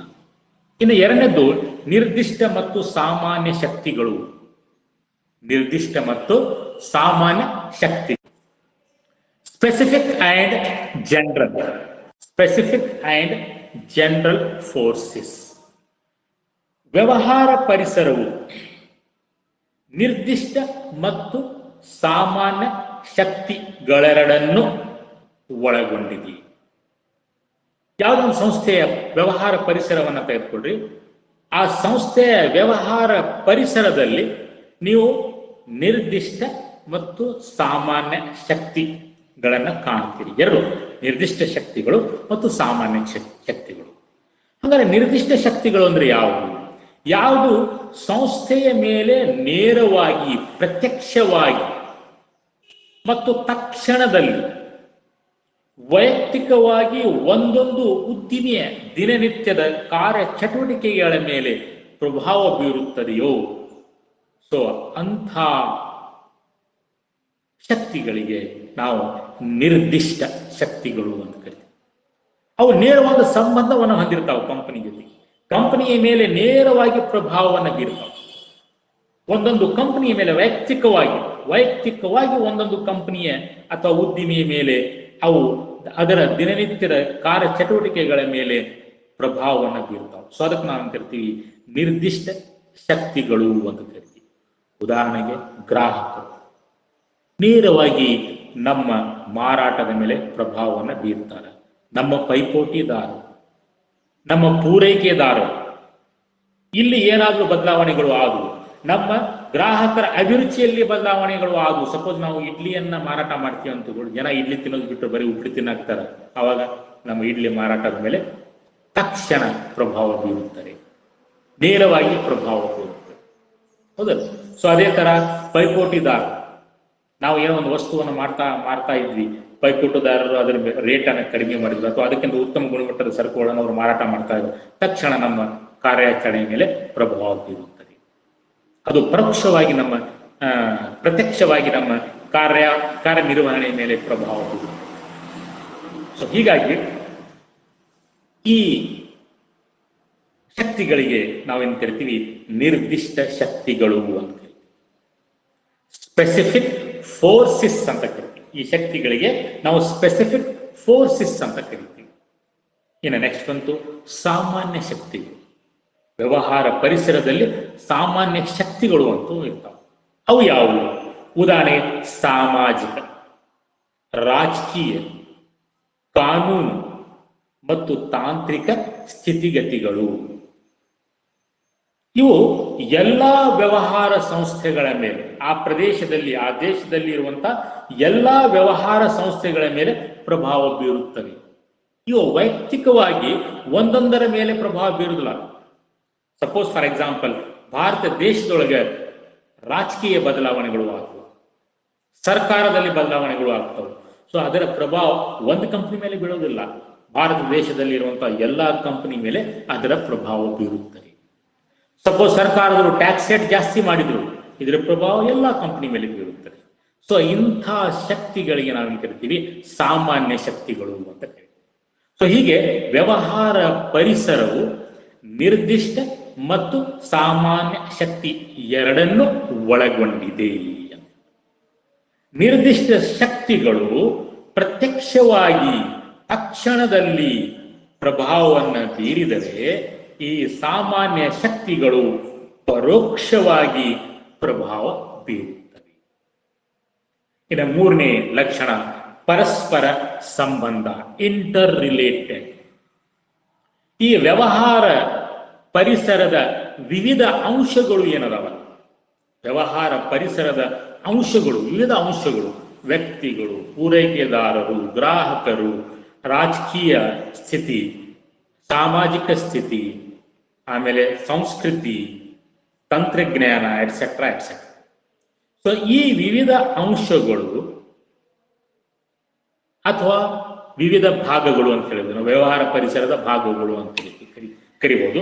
ಸೊ ಈ ಪರಿಸರದ ವಿವಿಧ ಅಂಶಗಳು ಅಥವಾ ಭಾಗಗಳು ನಿಕಟವಾದ ಪರಸ್ಪರ ಸಂಬಂಧ ಅಥವಾ ಅಂತರ ಸಂಬಂಧವನ್ನು ಹೊಂದಿದೆ ಅಂತ ಹೇಳ್ತಾರೆ. ಅಂದ್ರೆ ಒಂದು ಶಕ್ತಿಯಲ್ಲಿ ಅಥವಾ ಒಂದು ಭಾಗದಲ್ಲಿ ಅಥವಾ ಒಂದು ಅಂಶದಲ್ಲಿ ಏನಾದರೂ ಒಂದು ಬದಲಾವಣೆ ಆದರೆ ಅದು ಪರಿಸರದ ಮತ್ತೊಂದು ಅಂಶದಲ್ಲಿ ಬದಲಾವಣೆಗೆ ಕಾರಣವಾಗುತ್ತದೆ. ಹೀಗೆ ಅವು ಪರಸ್ಪರ ಸಂಬಂಧ ಹೊಂದಿದೆ. ರಾಜಕೀಯ ಸ್ಥಿತಿಯಲ್ಲಿ ಬದಲಾವಣೆ ಆದರೆ ಅದು ಆರ್ಥಿಕತೆಯ ಮೇಲೆ ಪ್ರಭಾವ ಬೀರುತ್ತದೆ. ಆ ಆರ್ಥಿಕತೆಯಲ್ಲಿ ಏನಾದರೂ ಬದಲಾವಣೆಗಳು ಆದರೆ ಅದು ತಂತ್ರಜ್ಞಾನದ ಮೇಲೆ ಪ್ರಭಾವವನ್ನು ಬೀರುತ್ತದೆ. ಒಂದು ಉದಾಹರಣೆ. ಸೊ ಹೀಗೆ ಈ ಒಂದು ವ್ಯವಹಾರ ಪರಿಸರದಲ್ಲಿ ಇರುವಂತಹ ಏನು ವಿವಿಧ ಅಂಶಗಳು ಅದಲ್ಲ, ಆ ಅಂಶಗಳು ಪರಸ್ಪರ ಸಂಬಂಧವನ್ನು ಹೊಂದಿರುತ್ತವೆ. ಒಂದು ಅಂಶದಲ್ಲಿ ಏನಾದರೂ ಬದಲಾವಣೆಗಳು ಆದವು ಅಂತಂದ್ರೆ ಮತ್ತೊಂದು ಅಂಶದಲ್ಲಿ ಬದಲಾವಣೆಗೆ ಅದು ಕಾರಣವಾಗುತ್ತದೆ. ಸರ್ಕಾರದವರು ಬಂದರು, ಸರ್ಕಾರ ಬದಲಾವಣೆ ಆಯಿತು, ಹೊಸ ಹೊಸ ಪಾಲಿಸಿಗಳನ್ನು ತಂದರು, ಹೊಸ ಹೊಸ ನೀತಿಗಳನ್ನು ತಂದರು. ಅದರಿಂದ ವಸ್ತುಗಳ ಬೆಲೆ ಹೆಚ್ಚಾದವು, ಟ್ಯಾಕ್ಸ್ ರೇಟ್ ಜಾಸ್ತಿ ಆಯಿತು, ಆವಾಗ ಆರ್ಥಿಕ ಸ್ಥಿತಿಯಲ್ಲಿ ಬದಲಾವಣೆ ಆಯಿತು. ಟ್ಯಾಕ್ಸ್ ಜಾಸ್ತಿ ಆಯಿತು ಅಂದ್ರೆ ಜನರ ಕೈಯಲ್ಲಿ ಖರ್ಚು ಮಾಡುವಂತ ಹಣದ ಸಂಗ್ರಹಣೆ ಕಡಿಮೆ ಆಗುತ್ತದೆ. ಆವಾಗ ಜನ ಹೆಚ್ಚು ಖರೀದಿ ಮಾಡೋದು. ನೋಡ್ರಿ, ಸರ್ಕಾರದ ನೀತಿಯಲ್ಲಿ ಬದಲಾವಣೆ, ಇದು ಒಂದು ಅಂಶ ಸರ್ಕಾರ. ಸೊ ಸರ್ಕಾರದ ನೀತಿಯಲ್ಲಿ ಆದಂತಹ ಬದಲಾವಣೆಯು ಆರ್ಥಿಕ ಸ್ಥಿತಿಯಲ್ಲಿ ಬದಲಾವಣೆಗೆ ಕಾರಣವಾಯಿತು. ಸೊ ಅದಕ್ಕಾಗಿ ಇವು ಪರಸ್ಪರ ಸಂಬಂಧ ಹೊಂದಿದೆ ಅಂತ ಹೇಳ್ತಾರೆ. ಆಮೇಲೆ ಚಲನಶೀಲ ಸ್ವರೂಪ. Business environment has got dynamic nature. ವ್ಯವಹಾರ ಪರಿಸರದ ಅಂಶಗಳಲ್ಲಿ ನಿರಂತರವಾಗಿ ಬದಲಾವಣೆಗಳು ಆಗುತ್ತಲೇ ಇರುತ್ತವೆ. ಇವು ಸ್ಥಿರ ಇರುವುದಿಲ್ಲ. ಗ್ರಾಹಕರ ಶೈಲಿಯಲ್ಲಿ, ಅಭಿರುಚಿಯಲ್ಲಿ ಬದಲಾವಣೆಗಳು ಆಗ್ತಾ ಇರ್ತಾವ. ಪೈಪೋಟಿದಾರರ ತಂತ್ರಗಳಲ್ಲಿ ಬದಲಾವಣೆಗಳು ಆಗ್ತಾವ. ಪೈಪೋಟಿದಾರರ ಸಂಖ್ಯೆಯಲ್ಲಿ ಬದಲಾವಣೆಗಳು ಆಗ್ತಾ ಇರ್ತಾವ. ಪೂರೈಕೆದಾರರ ಆಲೋಚನೆಗಳಲ್ಲಿ ಬದಲಾವಣೆಗಳು ಆಗ್ತಾ ಇರ್ತಾವ. ರಾಜಕೀಯದಲ್ಲಿ ಬದಲಾವಣೆಗಳು ಆಗ್ತಾ ಇರ್ತಾವ. ಆಮೇಲೆ ಆರ್ಥಿಕ ಸ್ಥಿತಿಯಲ್ಲಿ ಬದಲಾವಣೆಗಳು ಆಗ್ತಾ ಇರ್ತಾವ. ಸಂಸ್ಕೃತಿಯಲ್ಲಿ ಬದಲಾವಣೆಗಳು ಆಗ್ತಾ ಇರ್ತಾವ. ಆಮೇಲೆ ತಂತ್ರಜ್ಞಾನ, ಇದಂತೂ ಡೈಲಿ ಬದಲಾವಣೆ ಆಗ್ತಾ ಇದೆ. ತಂತ್ರಜ್ಞಾನ ಈಗ ನೋಡ್ತೀವಿ ನೀವು, 8 ದಿನಕ್ಕೊಮ್ಮೆ ಹೊಸ ಹೊಸ ಮೊಬೈಲ್ ಫೋನ್ಗಳು ಬರ್ತಾ ಇದೆ. ಫಾಸ್ಟ್ ಆಗಿ ಬದಲಾವಣೆ ಆಗ್ತಾ ಇರೋದು ಈ ಟೆಕ್ನಾಲಜಿ ಒಳಗೆ. ಸೊ ಹೀಗೆ ಯಾವಾಗಲೂ ಬದಲಾವಣೆಗಳು ಆಗ್ತಾನ ಇರುವುದರಿಂದ ಈ ಒಂದು ವ್ಯವಹಾರ ಪರಿಸರದ ಅಂಶಗಳಲ್ಲಿ ನಿರಂತರವಾಗಿ ಬದಲಾವಣೆಗಳು ಆಗುತ್ತಲೇ ಇರುವುದರಿಂದ ವ್ಯವಹಾರ ಪರಿಸರವು ಚಲನಶೀಲವಾಗಿದೆ ಅಂತ ಹೇಳ್ತಾರೆ. ಇದು ಸ್ಥಿರವಾಗಿರುವುದಿಲ್ಲ, ಸದಾ ಬದಲಾವಣೆಗಳು ಆಗ್ತಾನೆ ಇರ್ತಾವೆ. ಈಗ ನಾವು ಮಾಸ್ಕ್ ಅನ್ನ ಹಾಕೊಂಡು ತಿರ್ಗ್ತಾ ಇದ್ದೀವಿ. ಇದೇ 2 ವರ್ಷ ಹಿಂದ್ಗಡೆ ಯಾರು ಮಾಸ್ಕ್ ಹಾಕ್ತಿದ್ದಿಲ್ಲ, ಹೌದಲ್ಲ? ಸೊ ಬದಲಾವಣೆಗಳು ಆಗುವ. ಸೊ ಹೀಗೆ ಈ ಒಂದು ವ್ಯವಹಾರ ಪರಿಸರದಲ್ಲಿ ಆಗುವಂತಹ ಬದಲಾವಣೆಗಳು ನಿರಂತರವಾಗಿ ನಡೀತಾ ಇರ್ತಾವ. ಸೊ ಅದಕ್ಕಾಗಿ ವ್ಯವಹಾರ ಪರಿಸರವು ಚಲನಶೀಲ ಸ್ವರೂಪ ಹೊಂದಿದೆ ಅಂತ ಹೇಳ್ತಾರೆ. ಆಮೇಲೆ ಬಂತು ಅನಿಶ್ಚಿತತೆ. ಸೊ ಅನಿಶ್ಚಿತತೆ ಅಂದ್ರೆ ಏನು? ಅನ್ಸರ್ಟೇನಿಟಿ ಅಂತ ಹೇಳ್ತಾರೆ. ಅನಿಶ್ಚಿತತೆ ಅಂತ ಹೇಳ್ತಾರೆ. ಸೊ ಅನ್ಸರ್ಟೇನಿಟಿ ಅಂತಂದ್ರೆ ಅಥವಾ ಅನಿಶ್ಚಿತತೆ ಅಂತಂದ್ರೆ ಭವಿಷ್ಯದಲ್ಲಿ ಏನಾಗಬಹುದು, ಭವಿಷ್ಯದಲ್ಲಿ ಅಥವಾ ಭವಿಷ್ಯದ ಘಟನೆಗಳನ್ನು ಊಹಿಸಲು ಹೆಚ್ಚು ಕಷ್ಟಕರವಾದುದರಿಂದ. ಮುಂದೆ ರಾಜಕೀಯ ಒಳಗೆ ಏನು ಬದಲಾವಣೆಗಳು ಆಗ್ತಾವ, ಮುಂದೆ ತಂತ್ರಜ್ಞಾನದಲ್ಲಿ ಏನು ಹೊಸ ಹೊಸ ಬದಲಾವಣೆಗಳು ಆಗ್ತಾವ, ಮುಂದೆ ಆರ್ಥಿಕತೆಯಲ್ಲಿ ಏನು ಬದಲಾವಣೆಗಳು ಆಗ್ತಾವ, ಇವು ಎಲ್ಲ ಊಹಿಸುವುದು ಕಷ್ಟ. ಪೂರೈಕೆದಾರರ ಆಲೋಚನೆಗಳಲ್ಲಿ ಏನು ಬದಲಾವಣೆಗಳು ಆಗ್ತಾವ, ಆಮೇಲೆ ಪೈಪೋಟಿದಾರರ ತಂತ್ರದಲ್ಲಿ ಏನು ಬದಲಾವಣೆಗಳು ಆಗ್ತಾವೆ, ಇವು ಯಾವುದು ನಾವು ಊಹೆ ಮಾಡ್ಲಿಕ್ಕೆ ಆಗುದಿಲ್ಲ. ಬಹಳ ಕಷ್ಟ, ಊಹೆ ಮಾಡೋದು ಬಹಳ ಕಷ್ಟ. ಸೊ ಹೀಗಾಗಿ ಭವಿಷ್ಯದ ಘಟನೆಗಳನ್ನು ಊಹಿಸಲು ಹೆಚ್ಚು ಕಷ್ಟಕರವಾದುದರಿಂದ ಬದಲಾವಣೆಗಳು ಪದೇ ಪದೇ ಸಂಭವಿಸುತ್ತಿರುವುದರಿಂದ ಊಹೆ ಮಾಡುವುದು ಕಷ್ಟ, ಮತ್ತು ಈ ಬದಲಾವಣೆಗಳು ಪದೇ ಪದೇ ಆಗ್ತಾ ಇರ್ತಾವೆ. ಇವತ್ತಿದ್ದು ಪರಿಸ್ಥಿತಿ ನಾಳೆ ಇರೋದಿಲ್ಲ. ರಾಜಕೀಯ ಪರಿಸ್ಥಿತಿಗಳು ಡೈಲಿ ಚೇಂಜ್ ಆಗ್ತಾ ಇರ್ತಾವೆ. ಆರ್ಥಿಕತೆ ತಿಂಗಳಿಗೊಮ್ಮೆ ಚೇಂಜ್ ಆಗ್ತಾ ಇರ್ತದೆ, ವರ್ಷಕ್ಕೊಮ್ಮೆ ಚೇಂಜ್ ಆಗ್ತಾ ಇರ್ತದೆ. ಏನ್ ಬಂದಿಲ್ಲ? ಸ್ಕ್ರೀನ್ ಬಂದಿಲ್ಲ.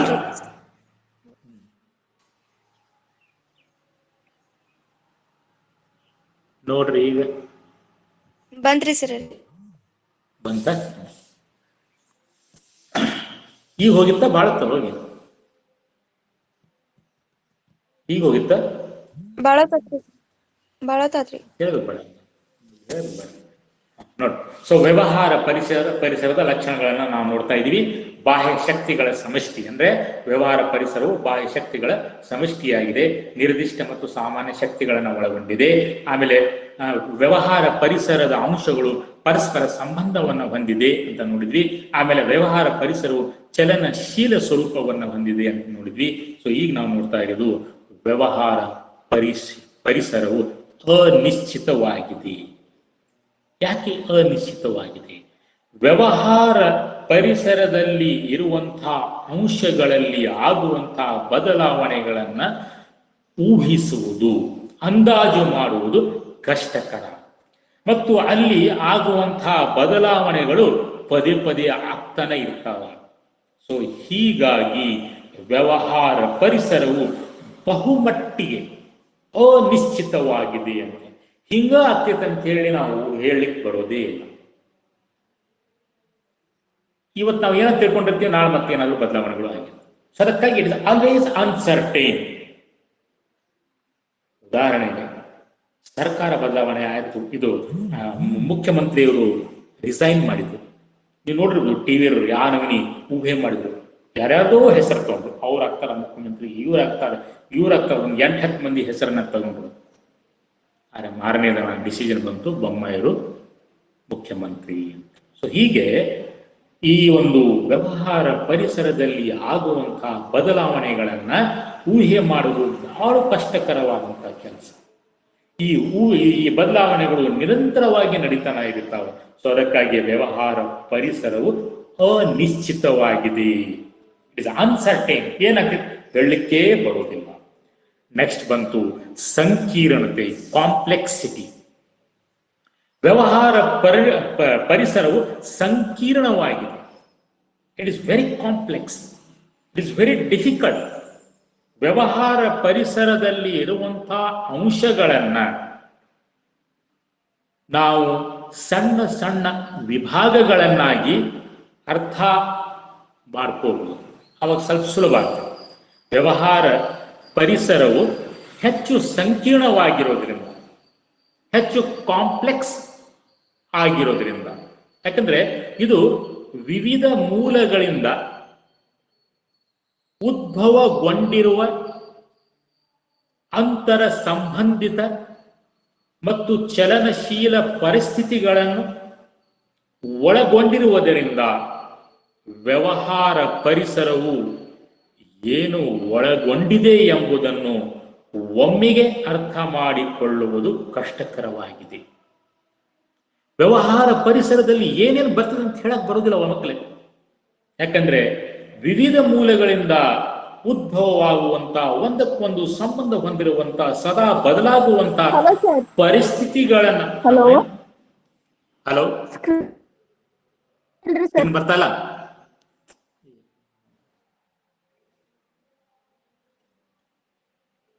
ನೋಡ್ರಿ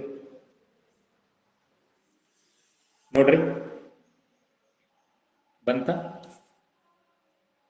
ಸರ್? ಏನೋ ಬಂದ್ ನಿಂತಿದೆ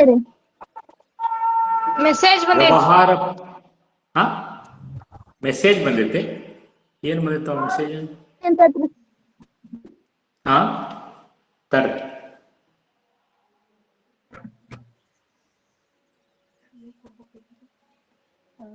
ಇನ್ನೊಂದು ಇಸ್ಕೊಳಕ್ ಬರ್ಲಿಲ್ಲ. ಕೊಡ್ವಲ್ಲ ಎಲ್ಲಿ ಹಾಕಿ ಪುಟ ಹಾಕೋಣ.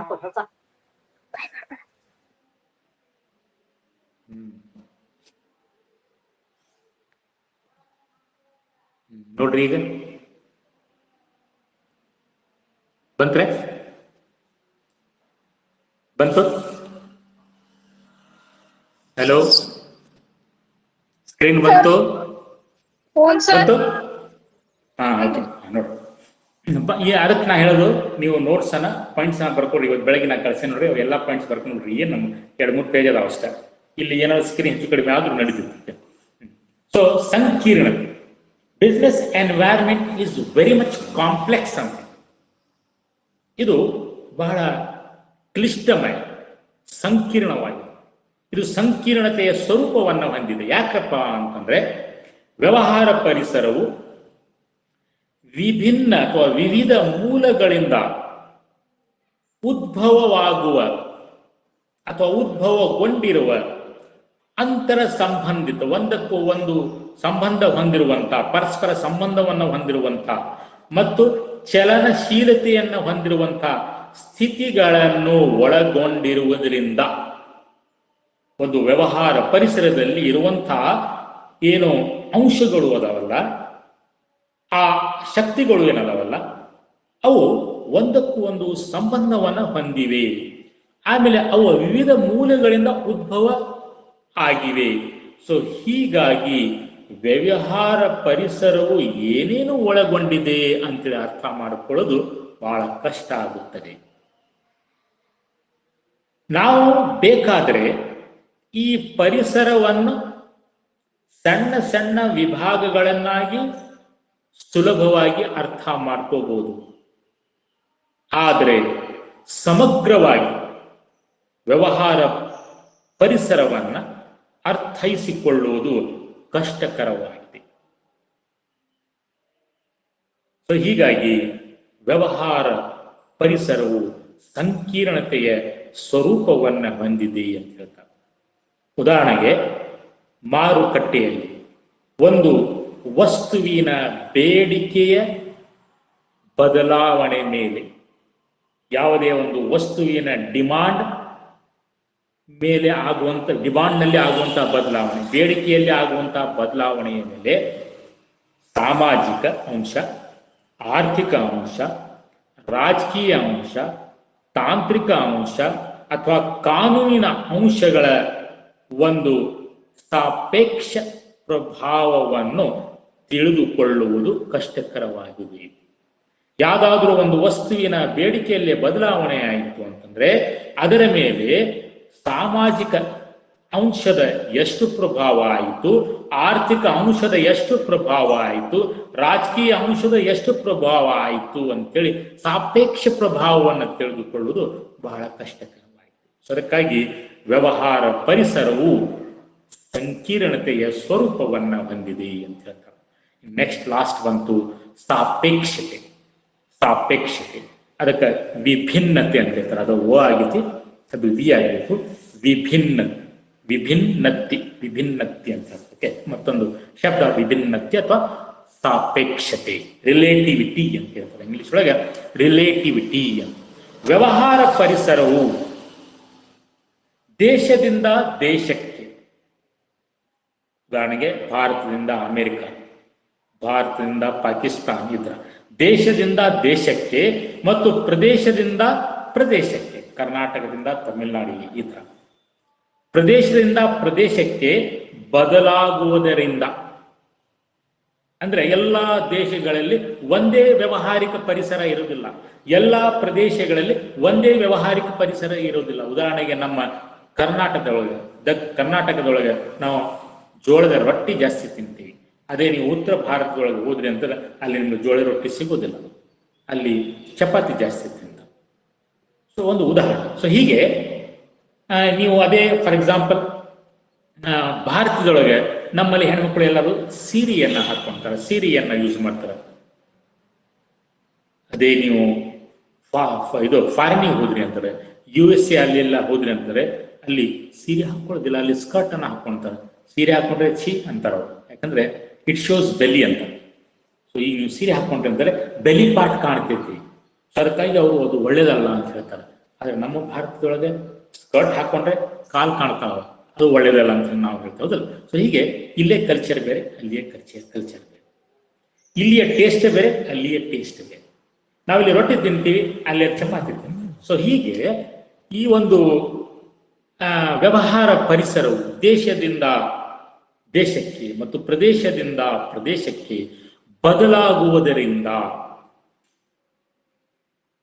ವಿಭಿನ್ನತೆಯಿಂದ ಕೂಡಿದ ಪರಿಕಲ್ಪನೆಯಾಗಿದೆ, ಸಾಪೇಕ್ಷತೆಯಿಂದ ಕೂಡಿದ ಪರಿಕಲ್ಪನೆಯಾಗಿದೆ ಅಂತ ಹೇಳ್ತಾರೆ. ಸೊ ಒಂದೇ ಎಲ್ಲ ಪ್ರದೇಶಗಳಲ್ಲಿ, ಎಲ್ಲ ದೇಶಗಳಲ್ಲಿ ಒಂದೇ ತರದ ಒಂದು ವ್ಯವಹಾರಿಕ ಪರಿಸರವನ್ನ ನಾವು ಕಾಣುವುದಿಲ್ಲ. ಸೊ ನಾನು ಆಗಲೇ ಹೇಳಿದ್ದೆ, ಅಮೆರಿಕದೊಳಗೆ ಸ್ಕರ್ಟ್ಗಳನ್ನ ಯೂಸ್ ಮಾಡ್ತಾರೆ, ಅಲ್ಲಿ ಸೀರೆ ಯೂಸ್ ಮಾಡೋದಿಲ್ಲ. ಸೊ ಇಲ್ಲಿ ಸೀರೆಯನ್ನ ಯೂಸ್ ಮಾಡ್ತಾರೆ. ಸೊ ಹೀಗಾಗಿ ಭಾರತದೊಳಗೆ ಸೀರೆಗಳಿಗೆ ಬೇಡಿಕೆ ಹೆಚ್ಚು, ಅಮೆರಿಕದಲ್ಲಿ ಸೀರೆಗಳಿಗೆ ಬೇಡಿಕೆ ಕಡಿಮೆ. ಸೊ ಹೀಗೆ ಈ ವ್ಯವಹಾರ ಪರಿಸರವು ಸಾಪೇಕ್ಷತೆಯ ಒಂದು ಸ್ವರೂಪವನ್ನ ಹೊಂದಿದೆ ಅಂತ ಹೇಳ್ತಾರೆ. ಇನ್ನು ನೆಕ್ಸ್ಟ್ ಬಂತು ವ್ಯವಹಾರ ಪರಿಸರದ ಪ್ರಾಮುಖ್ಯತೆ. ಕಾಣ್ತಾ ಇದೆ ಸ್ಕ್ರೀನು? ವ್ಯವಹಾರ ಪರಿಸರದ ಹಲೋ, ಸ್ಕ್ರೀನ್ ಕಾಣುವಲ್ದು ಸರ್. ಕಳ್ಸಾಗ್ತೈತ್ರಿ.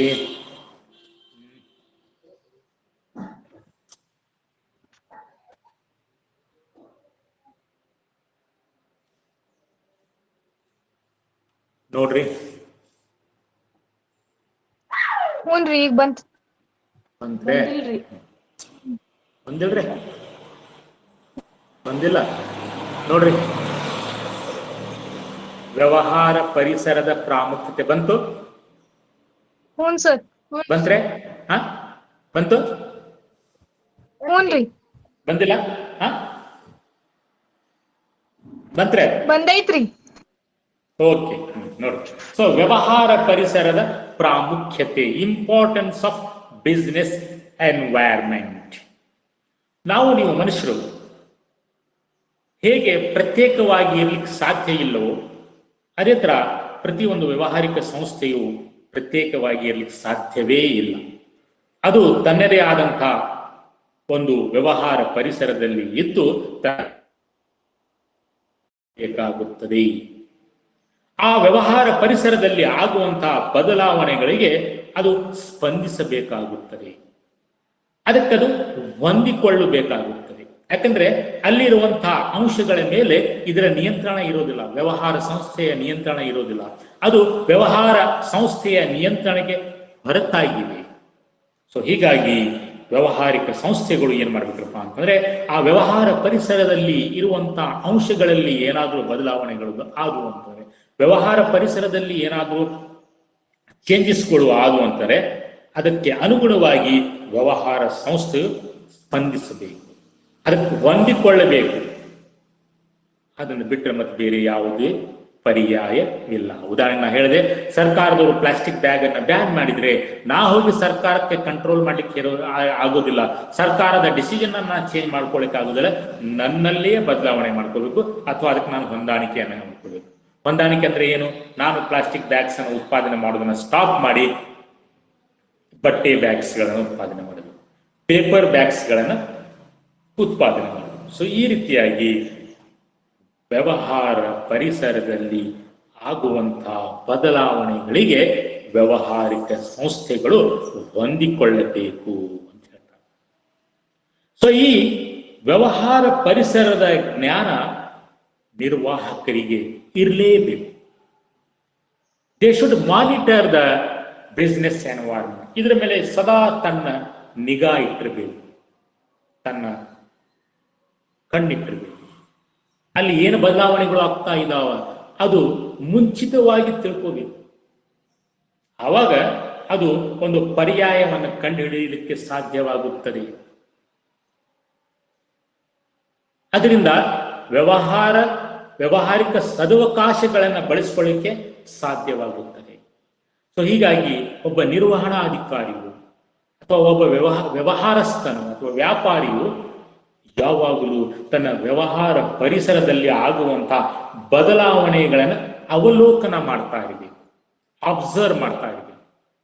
ಆ ಬದಲಾವಣೆಗೆ ಅನುಗುಣವಾಗಿ ತಾನು ಏನು ಮಾಡಬೇಕು, ಹೊಂದಾಣಿಕೆಯನ್ನ ಮಾಡ್ಕೋಬೇಕು, ಹೊಂದಿಕೊಳ್ಳುವಿಕೆಯನ್ನ ಮಾಡ್ಕೋಬೇಕು. ನೀವು ನೋಡಿರ್ಬೋದು, ಇದು ಕೋವಿಡ್ ಬಂದ ತಕ್ಷಣ ಮಾಸ್ಕ್ ಅನ್ನು ಕಂಪಲ್ಸರಿ ಮಾಡಿದ್ರು. ಮಾಸ್ಕ್ ಕಂಪಲ್ಸರಿ ಮಾಡಿದ ತಕ್ಷಣ ಕೆಲವೊಂದು ರೆಡಿಮೇಡ್ ಶರ್ಟ್ ತಯಾರು ಮಾಡುವಂತ, ರೆಡಿಮೇಡ್ ಬಟ್ಟೆ ತಯಾರು ಮಾಡುವಂತ ಕಂಪ್ನಿಗಳು ಯಾವ ಕಲರ್ ಶರ್ಟ್ ಅನ್ನ ಉತ್ಪಾದನೆ ಮಾಡ್ತಾರ ಅದೇ ಕಲರಿನ ಮಾಸ್ಕ್ ಸಹ ಉತ್ಪಾದನೆ ಮಾಡಿದ್ರು ಕೆಲವು. ಸೊ ಅಲ್ಲಿ ಆಗುವಂತ ಬದಲಾವಣೆಗೆ ಅನುಗುಣವಾಗಿ ತಾವು ಹೊಂದ್ಕೊಂಡ್ರು. ಅದರಿಂದ ಕೆಲವರಿಗೆ ಲಾಭನೂ ಆಯಿತು, ಕೆಲವರಿಗೆ ನಷ್ಟನೂ ಆಯಿತು. ಪ್ಲಾಸ್ಟಿಕ್ ಬ್ಯಾನ್ ಮಾಡಿದ ನಂತರ ಪ್ಲಾಸ್ಟಿಕ್ ಉತ್ಪಾದನೆ ಮಾಡುವಂತಹ ಕಂಪನಿಗಳಿಗೆ ನಷ್ಟ ಆಯಿತು, ಆದರೆ ಪೇಪರ್ ಬ್ಯಾಗ್ ಉತ್ಪಾದನೆ ಮಾಡುವಂತಹ ಕಂಪನಿಗಳಿಗೆ ಲಾಭ ಆಯಿತು. ಸೊ ಹೀಗಾಗಿ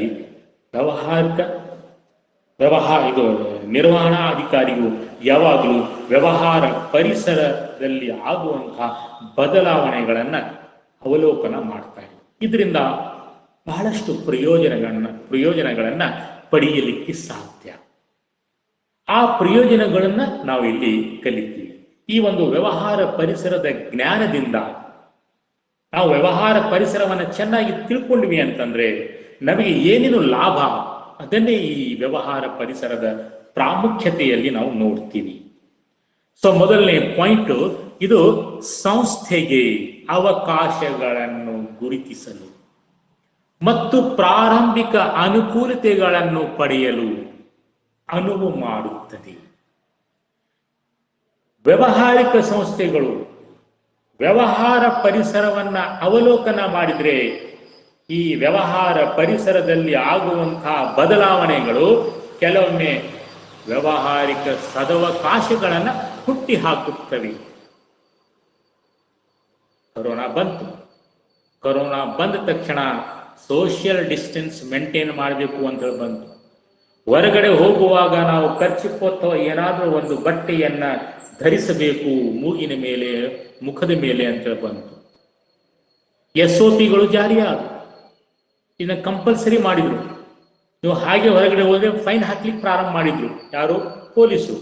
ಸೊ ಇದು ಪರಿಸರದಲ್ಲಿ ಆಗುವಂತಹ ಬದಲಾವಣೆ. ಇದು ನೋಡಿದ ತಕ್ಷಣ ರಾಮರಾಜ್ ಕಂಪನಿ ಮತ್ತು ಜಾಕಿ ಕಂಪನಿಯರು ವಿಭಿನ್ನ ಪ್ರಕಾರದ ಮಾಸ್ಕ್ಗಳನ್ನು ತಯಾರು ಮಾಡಿ ಮಾರುಕಟ್ಟೆಗೆ ಬಿಟ್ಟು ಕೋಟ್ಯಾಂತರ ರೂಪಾಯಿ ಲಾಭವನ್ನ ಮಾಡಿಕೊಂಡ್ರು. ಸೊ ಇದು ಯಾವಾಗ ಸಾಧ್ಯ ಆಯಿತು? ಆ ಪರಿಸರದಲ್ಲಿ ಆಗುವಂತಹ ಬದಲಾವಣೆಗಳನ್ನ ಅವರು ನೋಡ್ತಾನೆ ಇದ್ರು.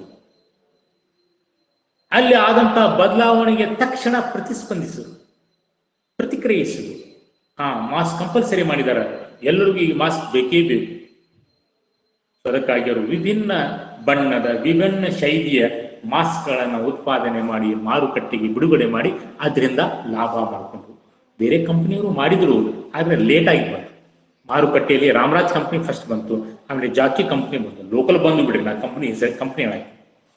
ಸೊ ದೊಡ್ಡ ದೊಡ್ಡ ಕಂಪನಿಯಲ್ಲಿ ಫಸ್ಟಿಗೆ ರಾಮರಾಜ್ ಬಂತು, ಆಮೇಲೆ ಜಾಕಿ ಕಂಪನಿಯವರು ಅದನ್ನು ಬಿಡುಗಡೆ ಮಾಡಿ ಸಾಕಷ್ಟು ಪ್ರಮಾಣದ ಲಾಭವನ್ನು ಗಳಿಸಿದ್ರು.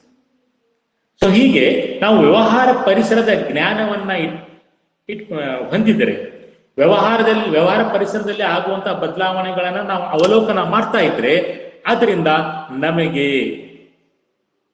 ಕೆಲವೊಂದು ಅವಕಾಶಗಳು ಲಭ್ಯವಾಗ್ತವೆ, ವ್ಯವಹಾರಿಕ ಅವಕಾಶಗಳು ಲಭ್ಯ ಆಗ್ತವೆ. ಬೇರೆಯವರು ಅದರ ಉಪಯೋಗ ಪಡೆಯುವುದರ ಮುಂಚಿತವಾಗಿ ನಾವು ಅದನ್ನ ಪ್ರಾರಂಭಿಸಿ ಅದರ ಪ್ರಾರಂಭಿಕ ಲಾಭವನ್ನ ಪಡೆಯಬಹುದು. ಉದಾಹರಣೆಗೆ Maruti car. So Maruti corner ಸಮಾಜದಲ್ಲಿ ಆಗುವಂತಹ ಬದಲಾವಣೆಗಳನ್ನು ನೋಡ್ತಾ ಇದ್ರು. ಆ ಸಮಯದಲ್ಲಿ ಒಂದು 25-30 ವರ್ಷ ಹಿಂದ್ಗಡೆ ಆಗಿದೆ. ಸಮಾಜದಲ್ಲಿ ಬದಲಾವಣೆಗಳು ಏನಾಗ್ತಾ ಇದ್ರಪ್ಪ ಅಂತಂದ್ರೆ ಮಧ್ಯಮ ವರ್ಗದ ಜನರು ಸಹ ಕಾರನ್ನ ಹೊಂದಲಿಕ್ಕೆ ಬಯಸ್ತಾ ಇತ್ತು, ಆದ್ರೆ ಕಾರಿನ ಬೆಲೆಗಳು ಹೆಚ್ಚಾಗಿತ್ತು. ಆದ್ರೆ ಆ ಸಮಯದೊಳಗೆ ಕಂಪೇರಿಟಿವ್ಲಿ ರೇಟ್ ಆಫ್ ಪೆಟ್ರೋಲ್ ಜಾಸ್ತಿ ಆಗ್ತಾ ಇತ್ತು. ದೊಡ್ಡ ಕಾರುಗಳಿಗೆ ಜಾಸ್ತಿ ಪೆಟ್ರೋಲ್ ಬೇಕು, ಕನ್ಸಂಪ್ಷನ್ ಜಾಸ್ತಿ. ಸೊ ಆವಾಗ ಮಾರುತಿ ಕಂಪನಿಗೆ ಗೊತ್ತಾಯಿತು, ಈಗ ನಾವು ಒಂದು ಸಣ್ಣ ಕಾರನ್ನ ಕಡಿಮೆ ರೇಟಿಗೆ ಉತ್ಪಾದನೆ ಮಾಡಿದ್ರೆ ಹೆಚ್ಚು ಮಾರಾಟ ಮಾಡಬಹುದು ಅಂತ. ಆವಾಗ ಅವರು ಏನ್ ಮಾಡಿದ್ರು, ಮಾರುತಿ 800 ಕಾರನ್ನು ಉತ್ಪಾದನೆ ಮಾಡಿದ್ರು. ಸಿಕ್ಕಾಪಟ್ಟಿ ಸೇಲ್ ಆಯಿತು, 80% ಮಾರುಕಟ್ಟೆ ಪಾಲನ ಪಡ್ಕೊಂಡ್ರು. ಯಾಕೆ ಸಾಧ್ಯವಾಯಿತು? ಯಾಕಂದ್ರೆ ಅವರು ವ್ಯವಹಾರ ಪರಿಸರದ ಮೇಲೆ ತಮ್ಮ ಕಣ್ಣನ್ನ ಇಟ್ಟಿದ್ರು. ಅಲ್ಲಿ ಏನು ಬದಲಾವಣೆಗಳು ಆಗ್ತಾ ಇದ್ದಾವೆ ಅದನ್ನ ಮೊದಲು ಅವರು ತಿಳ್ಕೊಂಡು they are the first to introduce the small car in India. ಸಣ್ಣ ಕಾರ್ ಬಿಡುಗಡೆ ಮಾಡಿದವರೇ ಅವರು. ನಂತರ ಮತ್ತು ಬೇರೆ ಬೇರೆ ಕಂಪನಿಯವರು ಮಾಡಿದ್ರು ಬಿಟ್ರೆ ಅಲ್ಲಿ ಮಟ್ಟ ಅವ್ರು ದುಡ್ಕೊಂಡು ಬಿಟ್ಟಿದ್ರು. ಸೊ ಇದು ಸಾಧ್ಯವಾಗುತ್ತೆ. ಅದಕ್ಕಾಗಿ ವ್ಯವಹಾರ ಪರಿಸರದ ಜ್ಞಾನ ಇರಬೇಕು. ಇದು ಇದರ ಪ್ರಾಮುಖ್ಯತೆಯನ್ನ ಸೂಚಿಸುತ್ತದೆ. ಇನ್ನು ಉಳಿದ ಪಾಯಿಂಟ್ಸ್ಗಳನ್ನ ನಾವು ನಂತರ ನೋಡೋಂತ. ನಿಮ್ಗೆ ಏನಾದರೂ ಡೌಟ್ಸ್ಗಳು ಇದ್ರೆ ನೀವು ಕೇಳ್ಬೋದು. ಬಹಳಷ್ಟು ಜನ ಇವತ್ತು ಅಬ್ಸೆಂಟ್ ಆಗಿದ್ದೀರಿ. ಸೊ ನಾವು ಅಟೆಂಡೆನ್ಸ್ ಒಳಗೆ ಇದನ್ನ ಕನ್ಸಿಡರ್ ಮಾಡ್ತೀವಿ. ಸೊ ಅದಕ್ಕಾಗಿ ನೀವು ರೆಕಾರ್ಡೆಡ್ ಕ್ಲಾಸ್ ನೋಡೋದನ್ನ ನೋಡಂತ